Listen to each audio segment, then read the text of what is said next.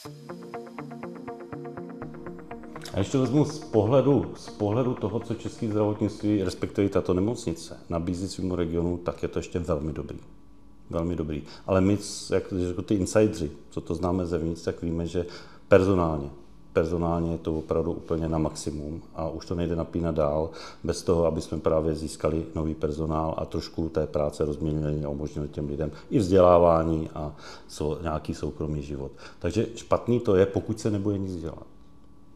Na vaši otázku. Pokud se nic neudělá, a to nemyslím za 10 let, v nejbližších 2, 3, 4 letech, pokud se nebude nějaká změna filozofie přístupu, v jakých centrech, v jakých nemocnicích bude jaká péče poskytována, a ta veřejnost to nebude vědět, protože pacient, občan má právo, když ho někde něco bolí, tak nemá zkoumat, jako jestli v té nemocnici opravdu v noci je kvalifikovaný lékař nebo není. Tam musí být ten kvalifikovaný lékař. Prostě musí.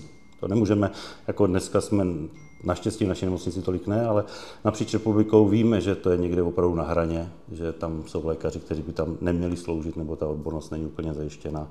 Prostě pacient tady to nemůže vědět, 10 let nepotřeboval akutní zdravotní péči a najednou má nějaký problém. A on, když přijde do té nemocnice, tohoto typu, okresního typu, tak tam mají být odborníci, kteří se o ně postarají, buď ten problém vyřeší, anebo zajistí jeho transport na vyšší pracoviště, do fakultní nemocnice. A to je opravdu, jsme možná ne za 5 minut 12, za minutu 12, aby jsme tento problém začali řešit. Musíme si to popsat. Když to řeknu, já teda vnímám trošku, že někdy strkáme hlavu do písku v tom zdravotnictví a ten hlavní problém, který myslím si, že všichni dneska hovoří, že je o personálu, že ho nechceme popsat, že se tomu bráníme, že probíhají různé diskuze o rušení nemocnic a o tom, ale nikdo nechce říci ty mantinely, ty pravidla a říci to veřejnosti, říci to těm zaměstnancům.